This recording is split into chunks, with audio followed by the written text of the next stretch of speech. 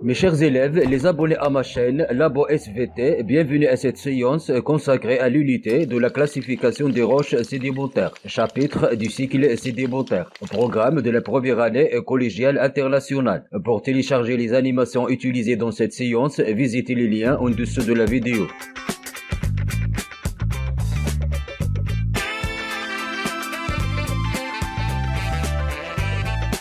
Mes chers élèves, les roches sédimentaires ou roches exogènes comme le calcaire, l'argile et le grès se forment à travers les étapes du cycle sédimentaire, c'est-à-dire l'érosion, le transport, la sédimentation et la diagénèse. Ces roches se caractérisent par leur affleurement sous forme de strates superposées et elles contiennent des fossiles. Mes chers élèves, on classe les roches sédimentaires selon plusieurs critères. Alors, quels sont les critères de la classification des roches sédimentaires et quels sont les types de roches sédimentaires? Pour répondre à ces questions, on va réaliser les activités suivantes.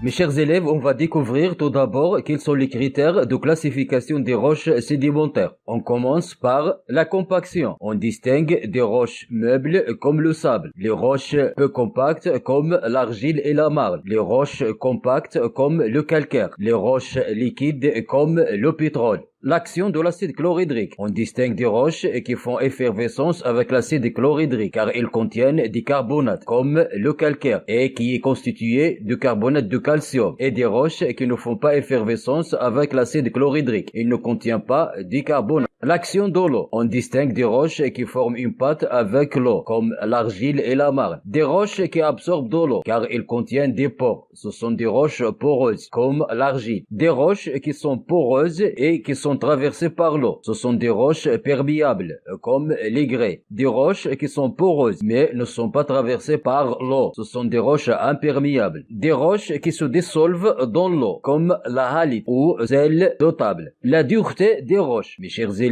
pour estimer la dureté des roches sédimentaires, on se sert de l'échelle de Frédéric Mohs, qui compare la dureté des minéraux, donc des roches, à la dureté de l'angle et de l'acier et du verre. En effet, les roches qui sont rayées par l'angle sont des roches peu solides, comme le gypse, et leur dureté est moins de 2,5 selon l'échelle de Mohs. Les roches qui ne sont pas rayées par l'angle, mais qui sont rayées par l'acier, sont des roches dures, comme la calcite. Leur dureté est de l'ordre de 5,5 selon cette échelle. Les roches qui ne sont pas rayées par l'acier et qui rayent le verre sont très dures, comme le silex. Leur dureté est supérieure à 7 degrés. Mes chers élèves, le diamant est le minéral le plus dur parmi les minéraux. Sa dureté est de l'ordre de 12. L'action du feu. On distingue des roches qui sont combustibles, car constituées de substances organiques, comme la houille ou bien le charbon et le pétrole, et des roches non combustibles,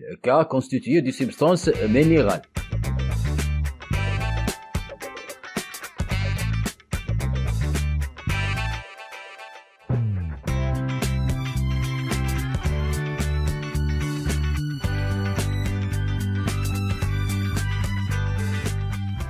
Mes chers élèves, et maintenant on va classer les roches sédimentaires selon leur origine et leur composition chimique. Observez ce tableau et répondez aux questions suivantes. Et quels sont les grands groupes de roches sédimentaires selon leur origine et selon leur composition chimique? Vous allez répondre sans doute que ces groupes sont les roches sédimentaires détritiques, constituées de particules détritiques, cimentées par un ciment, comme les brèches, les conglomérats et les grès, etc. Ou des roches consolidées par compaction, comme l'argile et les siltes.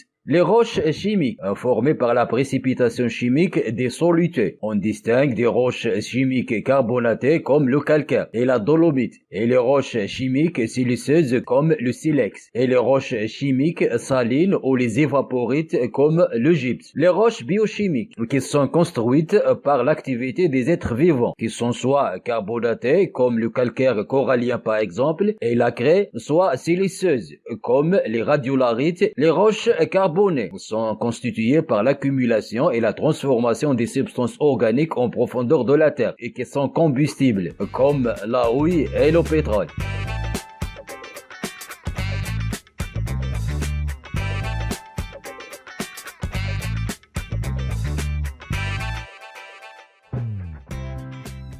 Mes chers élèves, on est arrivé à la fin de cette séance. Je vous invite à vous abonner à ma chaîne, comme j'attends vos observations pour améliorer ces productions pédagogiques. Merci et au revoir.